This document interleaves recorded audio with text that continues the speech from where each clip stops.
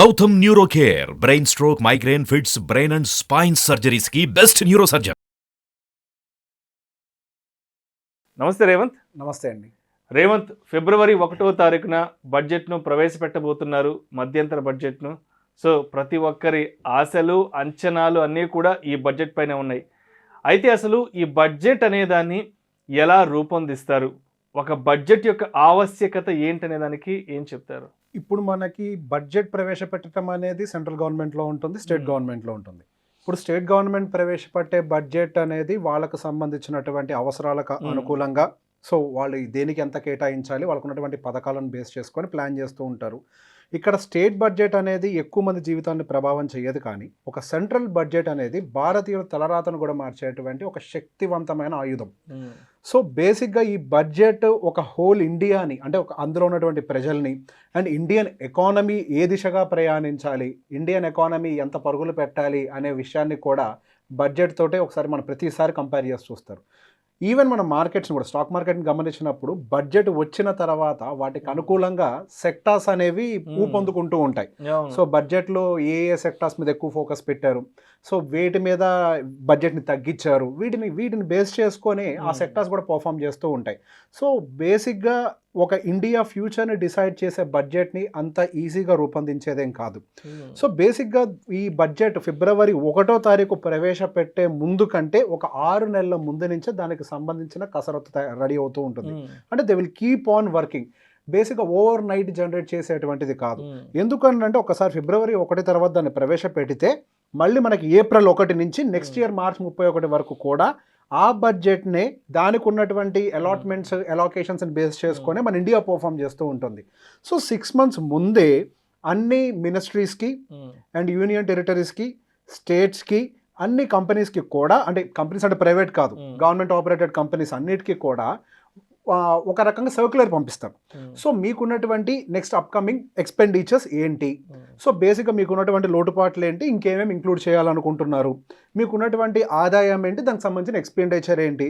So ఒక రకంగా చెప్పాలి అని అంటే ఒక financial statement, expectations and future expenditure and what about the current budget, అందులో మిగులు బడ్జెట్లు కూడా కొన్ని ఉంటుంటాయి కదా. సో వాటన్నిటిని కూడా కన్సాలిడేట్ చేసి ఒక డేటాని వాళ్ళు సేకరించడం మొదలు పెడతారు. సో వచ్చినటువంటి డేటాని క్లియర్గా వాళ్ళు అబ్జర్వ్ చేసి పర్టికులర్గా ఫస్ట్ మినిస్ట్రీ లెవెల్లో చెక్ చేసుకుంటారు. సో ఏ డిపార్ట్మెంట్కి ఎంతెంత బడ్జెట్ రిక్వైర్మెంట్ అనేది ఉంది, తర్వాత స్టేట్ వైజ్గా ఏ స్టేట్కి ఎంతెంత బడ్జెట్ రిక్వైర్మెంట్ అనేది ఉంది, ఆ తర్వాత ఇండివిజువల్ కంపెనీస్ వైజ్గా, గవర్నమెంట్ ఆపరేటెడ్ కంపెనీస్ వైజ్గా వేటికైనా అలోకేషన్ సపరేట్గా అవసరం ఉందా. సో దీని తర్వాత వాళ్ళు దానికి సంబంధించి సో ఓకే మనకి టోటల్గా ఎక్స్పెండిచర్ ఎంత ఉంది, నెక్స్ట్ మన టోటల్ గవర్నమెంట్కి వస్తున్నటువంటి ఆదాయం ఎంత ఉంది, so expected expenditure versus expected income.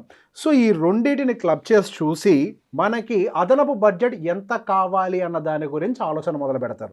So అదనపు బడ్జెట్ ఎంత కేటాయించాలి అన్న దాని గురించి ఆలోచించి దానికి సంబంధించిన కమిటీ క్లియర్గా రివ్యూ చేసుకున్న తర్వాత సో దాన్ని ఒకవేళ ఇప్పుడు మనకి ఏంటి అని అంటే మనకు అప్పు తీసుకోవాలి అన్న కానీ దానికి ఒక పరిమితి ఉంటుంది. ఇప్పుడు ఫర్ ఎగ్జాంపుల్ మనకి లాస్ట్ ఇయర్ 1,00,00,000 కోట్ల రూపాయలు అప్పు చేశారనుకోండి, ఇమీడియట్గా 3,00,000 కోట్లు 4,00,000 కోట్లకు వెళ్ళలేరు. సో బేసిక్గా మనం దాన్ని జీడిపి తోటి కూడా ఈక్వేట్ చేసుకుంటూ వెళ్తాం. సో మన కంట్రీ గ్రోత్ ఎంత ఉంది అన్న దాన్ని బేస్ చేసుకొని మన బడ్జెట్ని ఎంత పెంచాలనేది కూడా ఈక్వేట్ చేస్తూ ఉంటాం. సో రీసెంట్గా గమనిస్తే లాస్ట్ 1-2 monthsలో న్యూస్ ప్రకారం కూడా ఈ మనకి అంటే whatever the debts we are having ఆ జీడిపిని దాటిపోయే ప్రమాదం కూడా కనిపిస్తుందని ఒక భయం కూడా మనకి రీసెంట్గా న్యూస్లో కంటిన్యూస్గా వచ్చింది. అది మార్కెట్లో ఒక ఫియర్ కూడా నెలకొంది. సో బేసిక్గా జీడిపిని ఈక్వేట్ చేసుకుంటేనే మనకి నెక్స్ట్ ఎంత అప్పు చేయాలి అన్న దాన్ని ప్లాన్ చేసుకుంటూ మనకి నెక్స్ట్ అప్కమింగ్ సో దానికి సంబంధించిన ప్లానింగ్ చేస్తారు. సో ప్రతి ఒక్క డిపార్ట్మెంట్ నుంచి వచ్చిన రిక్వెస్ట్ మొత్తం 100% యాక్సెప్ట్ చేస్తారు అనేది ఉండదు. అండ్ నెక్స్ట్ ప్రతి స్టేట్ నుంచి వచ్చినటువంటి డిమాండ్ యాక్సెప్ట్ చేస్తారన్న కేసు కూడా ఉండదు. సో వాళ్ళ దగ్గర ఉన్నటువంటి budget, real requirement, immediate requirement వీటన్నిటిని కన్సిడర్ చేస్తారు. అండ్ దాంతోపాటుగా వాళ్ళకి నెక్స్ట్ నియర్ టర్మ్ ఫ్యూచర్లో ఏ పర్టిక్యులర్ సెక్టార్ని ఇండివిజువల్గా గ్రో చేయాలి అన్న దాని మీద కూడా కొంతవరకు ఆలోచన చేస్తూ ఉంటారు. ఫర్ ఎగ్జాంపుల్ నెక్స్ట్ మనకి రైల్వే నెట్వర్క్ని చాలా ఇంప్రూవ్ చేయాలనుకుంటున్నారు. రైల్వే నెట్వర్క్కి సంబంధించి లాస్ట్ 1-2 ఇయర్స్ నుంచి ఫోకస్ చాలా పెరిగింది. కొత్త రకాల ట్రైన్స్ తీసుకురావడం, ఇప్పుడైతే సపరేట్గా బుల్లెట్ ట్రైన్స్ తీసుకురావాలి. ఎస్, ఇప్పుడు బుల్లెట్ ట్రైన్స్ రావాలనేది ఉంది. నెక్స్ట్ దానికి సంబంధించి ఆ లైన్స్ ఎలక్ట్రిఫై చేసే వర్క్ కూడా జరుగుతుంది.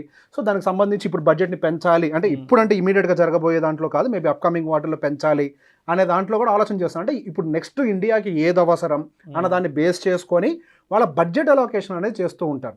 సో ఒక్కసారి చేసిన తర్వాత అక్కడ ఉన్నటువంటి ఆ డిపార్ట్మెంట్ మినిస్టర్స్ ఉంటారు కదా, క్యాబినెట్ మీటింగ్, ఆ క్యాబినెట్ మీటింగ్ తోటి ఆ క్యాబినెట్లో మీటింగ్ పెట్టి ఆ బడ్జెట్కి సంబంధించి ఇంటర్నల్ డిస్కషన్స్ అన్ని చేసి మళ్ళీ అందులో ఏమన్నా సలహాలు సూచనలు ఏమైనా ఉన్నాయో చూసి వాటిని రివైజ్ చేస్తారు. అయిన తర్వాత మళ్ళీ ప్రధానమంత్రి గారితో కూర్చొని డిస్కషన్ చేసుకున్న తర్వాత దాని ఫైనల్ డ్రాఫ్ట్ని రెడీ చేస్తారు.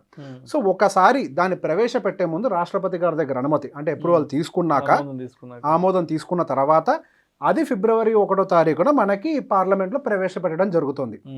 ప్రవేశపెట్టిన తర్వాత ఉభయ సభల్లో మనకు దానికి సంబంధించిన డిస్కషన్స్ డిబేట్స్ ఏమైనా ఉంటే కంప్లీట్ అయిపోయిన తర్వాత అగైన్ ఫైనల్ అప్రూవల్ కోసం మళ్ళీ అది రాష్ట్రపతి గారి దగ్గరికి వెళ్ళిన తర్వాతనే మనకి ఏప్రిల్ 1వ తారీఖు నుంచి మార్చ్ 31 వచ్చే సంవత్సరం మార్చ్ 31 వరకు కూడా ఆ బడ్జెట్ అనేది మనకి లైవ్లోకి వస్తుందన్నమాట. సో బేసిక్గా ఈ ప్రాసెస్ అంతా జరగటానికి దాని వెనకాల చాలా కసరత్తులు ఉంటాయి. ఇందులో మనకి కొన్ని స్వీట్ ట్రెడిషన్స్ కూడా ఉన్నాయి. సో బేసిక్ ఇప్పుడు అంతా మనం చెప్పింది ఏంటి అంటే ప్రోటోకాల్, ఒక రకంగా ఒక ప్రోటోకాల్ యాక్టివిటీ. కాన్స్టిట్యూషనల్గా మనం ఎలా దీన్ని యాక్టివ్గా రన్ చేయాలన్న దాంట్లో మనకి ఒక ప్రోటోకాల్ యాక్టివిటీ ఉంది. ఇందులో కొన్ని ట్రెడిషన్స్ కూడా ఉన్నాయి. సో బేసిక్గా ఏవైతే వీళ్ళు ఇంత కసరత్తు చేశారో, ఈ కసరత్తు చేసినటువంటి ఆ మినిస్ట్రీ డిపార్ట్మెంట్ ఆఫీషియల్స్ ఎవరైతే ఉంటారో వాళ్ళందరితోటి ఆ ఫైనాన్స్ మినిస్ట్రీ హల్వా ఈవెంట్ అని ఒకటి కండక్ట్ చేస్తారు. హల్వా వేడుక ఒకటి జరుగుతుంది. హల్వా వేడుక అనేది ఒకటి జరుగుతుంది. సో హల్వా వేడుక అంటే ఏంటి అని అంటే ఒక హల్వాని ఒక హ్యూజ్ దాంట్లో వండించి హోమ్ మినిస్ట్రీ డైరెక్ట్గా అక్కడ ఉన్నటువంటి వాళ్ళకి సహకరించినటువంటి ఎంప్లాయీస్కి వాళ్ళకి హల్వాని డిస్ట్రిబ్యూట్ చేస్తూ ఉంటారు. సో బేసిక్గా ఇది ఒక ట్రెడిషన్గా వస్తుంది తప్పించి ఇదేదో ప్రోటోకాల్ యాక్టివిటీ అనేది కాదు. సో మనం గత కొన్ని సంవత్సరాలుగా ఏవైతే ఈ ట్రెడిషన్ ఫాలో అవుతున్నారో ఈ రోజుకి కూడా the same tradition is being continued in the same finance ministry. So బేసిక్గా మనం అనుకుంటూ ఉంటాం జస్ట్ ఏదో ఫిబ్రవరి 1వ తారీఖు ఒక అనౌన్స్మెంట్ రాగానే పిచ్చి బడ్జెట్ మంచి బడ్జెట్ అని చెప్పేసి ఒక సింగిల్ స్టేట్మెంట్ని పాస్ చేస్తూ ఉంటాం. కానీ సో బేసిక్ ఒక బడ్జెట్ అనేది మార్కెట్లోకి లైవ్లోకి రావడానికి అంటే మన కంట్రీలో ప్రజెంట్ చేయడానికి దాని వెనకాల ఎంతో మంది కష్టపడుతూ ఉంటారు. సో బేసిక్గా అక్కడ రకరకాల మాటలు వింటూ ఉంటాం పొలిటికల్గా. అంటే పొలిటికల్గా మా దగ్గర పక్షపాతం చూపించారు, మా స్టేట్కి ఇవ్వలేదు, మా డిపార్ట్మెంట్స్కి ఇవ్వలేదు, XYZ అనేది మనం పొలిటికల్గా మాటలు వింటూ ఉంటాం. కానీ but on the whole thing ఏంటి అని అంటే ఒక బడ్జెట్ రూపొందించేటప్పుడు దేశ ఆర్థిక పరిస్థితులు నెక్స్ట్ ఏ విధంగా అభివృద్ధి చెందుతాయి అన్న ఒక విషయాన్ని ఫస్ట్ మైండ్లో పెట్టుకొని ఎవరైనా దాన్ని అభివృద్ధి చేసే ప్రయత్నం చేస్తారు. అండ్ ఎస్ అందులో కొంతవరకు ఏదైనా ఉంటే మినిస్ట్రీకి లోపల పలానా స్టేట్కి ఎక్కువ చేయాలనేది ఉండొచ్చేమో, కానీ అది ఎప్పుడు కూడా నేను డామినేట్ అవుతుందని అనుకోను. ఎందుకనంటే ఎవరికైతే ఎమోషన్స్ అంటే ఆ లెవెల్ ఆఫ్ ఎగ్జిక్యూషన్ లో ఎమోషన్ డామినేషన్ అనేది పనిచేయదు. People will always work on the logical grounds. So present ఉన్నటువంటి మన ఎకనామిక్ కండిషన్ ఏంటి, మనకు వస్తున్న ఇన్కమ్ ఏంటి, నెక్స్ట్ ఎక్స్పెక్టెడ్ ఎక్స్పెండిచర్ ఏంటి, వాటికి చేయాల్సిన అప్పులు ఏంటి, సో వీటన్నిటిని కూడా లాజికల్గానే మన ఎకనామిక్ కండిషన్స్ బేస్ చేసుకునే చేస్తారు. ఎవ్రీ టైం ఎవ్రీ సెక్టార్కి ఎక్కువ ఎలొకేషన్ జరుగుతుంది అంటానికి కూడా ఏం లేదు కదండి. మనకి part and parcel of the cycle ఒక్కొక్క సెక్టార్కి ఎక్కువ ఎలొకేషన్ జరుగుతుంది based on the state situations. ఒక్కొక్కసారి ఒక్కొక్క స్టేట్కి ఎక్కువ ఎలొకేషన్స్ జరుగుతుంది.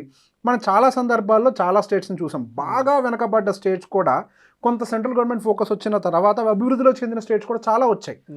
ఓవర్ ద ఎలొకేషన్ లైక్ వాళ్ళకి అంటే జస్ట్ ఎలొకేషన్ అంటే ఫండ్ ఒకటి ఇవ్వటమే కాదు, కేంద్రానికి సంబంధించినటువంటి ప్రాజెక్ట్స్ని వాళ్ళకి ఇవ్వటము, అంటే వాళ్ళ దగ్గర ప్రాజెక్ట్స్ ఎస్టాబ్లిష్ చేయటము, అండ్ రైల్వే నెట్వర్క్స్ని బిల్డ్ చేయటము, పెద్ద జంక్షన్స్ అంటే రైల్వే జంక్షన్స్ని బిల్డ్ చేయటము, సో కనెక్టివిటీ బిల్డ్ చేస్తారు, హైవే నెట్వర్క్స్ని బిల్డ్ చేస్తారు. సో అన్ని రకాలుగా ఏ స్టేట్కి ఎలా చేయాలంటే బడ్జెట్ ఒకటి ఎలొకేషన్ అంటే డైరెక్ట్గా ప్యాకేజ్ రూపంలో ఒకరికి ఇవ్వటం కాదు. బేసిక్గా వాళ్ళకి ఏమేమి చేయగలుగుతారు అనేది directly from the central government అనే దాంట్లో కూడా ఫోకస్ చేస్తూ ఉంటారు. ఇప్పుడు మన స్టేట్కి ఇచ్చే బడ్జెట్ కాకుండా మనకి స్టేట్కి ఇచ్చే బడ్జెట్ కాకుండా పర్టికులర్గా మన స్టేట్లో సెంట్రల్ గవర్నమెంట్ యాక్టివిటీస్ చాలా జరుగుతూ ఉంటాయి. ఇప్పుడు మన ఆంధ్రప్రదేశ్ తీసుకుంటే అక్కడ ఉన్నటువంటి ship yard developments and next highway network developments, infrastructure మొత్తం వాళ్ళ చేతిలో ఇన్ఫ్రాస్ట్రక్చర్ అంతా కూడా వాళ్ళ కంట్రోల్లోనే ఉంటుంది. సో బేసిక్గా ఒక స్టేట్ని డెవలప్ చేసే క్రమంలో వాళ్ళు డైరెక్ట్గా డబ్బులు ఇవ్వచ్చు, ఇవ్వకపోవచ్చు, కానీ అక్కడ ఏదైతే అవసరం ఉంటుంది అన్న దాన్ని ఐడెంటిఫై చేసి సో పర్టికులర్గా వాళ్ళ కంట్రోల్లో ఉన్న దాన్ని బిల్డ్ చేసే ప్రయత్నం కూడా కొంతవరకు చేస్తూ ఉంటారు. విమానాశ్రయాలు కానీ, రైల్వే కానీ, షిప్ యార్డ్స్ కానీ, ఇవంతా కంప్లీట్ కేంద్రం ఆధీనంలో ఉంటాయి. ఇవన్నీ కేంద్ర ఆధీనంలో ఉంటాయి. ఇప్పుడు పర్యాటక శాఖ కూడా కొంతవరకు ఇవన్నీ వాళ్ళ ఆధీనంలోనే ఉంటాయి. అండ్ శిశు సంక్షేమకు కూడా డైరెక్ట్ గా కేంద్రానికి సంబంధించినటువంటి పథకాలు ఉంటూ ఉంటాయి. సో బేసిక్ గా వాళ్ళు ఏవైతే చేయగలుగుతారో అవి డైరెక్ట్ గా వాళ్ళ త్రూ చేస్తారు. కొంతవరకు అలొకేషన్ స్టేట్కి ఇస్తూ ఉంటారు. సో బేసిక్గా పొలిటికల్ జడ్జిమెంట్ అనేది పక్కకు పెట్టి మన ఇండివిజువల్గా వాళ్ళు ఒక రైల్వే నెట్వర్క్ని బిల్డ్ చేస్తున్నారు అని అంటే ఏ జోన్లో చేస్తున్నారు, రోడ్ నెట్వర్క్స్ని బిల్డ్ చేస్తున్నారు అంటే ఏ జోన్స్లో చేస్తున్నారు. సో విడివిడిగా మనం ఒక్కొక్క శాఖకు విడగొట్టి కనుక చెక్ చేస్తే అప్పుడు ఒక క్లియర్ ఐడెంటిఫికేషన్ వస్తుంది. రాదర్ దాన్ మన సహజంగా బడ్జెట్ రాగానే ప్రెస్ మీట్లు అన్నీ కూడా స్టేట్ వైజ్గా ఏంటి మాకు అన్యాయం జరిగింది, మాకు రాలేదు, మా మీద కరుణ చూపలేదు, జాలి చూపలేదు, ఇవన్నీ రెగ్యులర్ గా ఉండేవి. సో రాదర్ దాన్ దట్ ఏంటి అని అంటే మనం జోన్ వైజ్ గా చెక్ చేసుకోవాలి. జోన్ వైజ్ గా చెక్ చేసుకుంటే మనకి మన రీజియన్ లో ఏం డెవలప్మెంట్ జరుగుతుంది అనే విషయం చాలా క్లియర్ గా అర్థమవుతుంది. సో మనం ఒక బ్లైండ్ జడ్జిమెంట్ పాస్ చేసే ముందు బడ్జెట్ ని పూర్తిగా చదివి, ఇంత కసరత్తు చేసిన బడ్జెట్ ని క్లియర్ గా చదివిన తర్వాతనే ఎవరైనా ఒపీనియన్ పాస్ చేయడం better. Right. Thank you so much Revanth. Thank you అండి.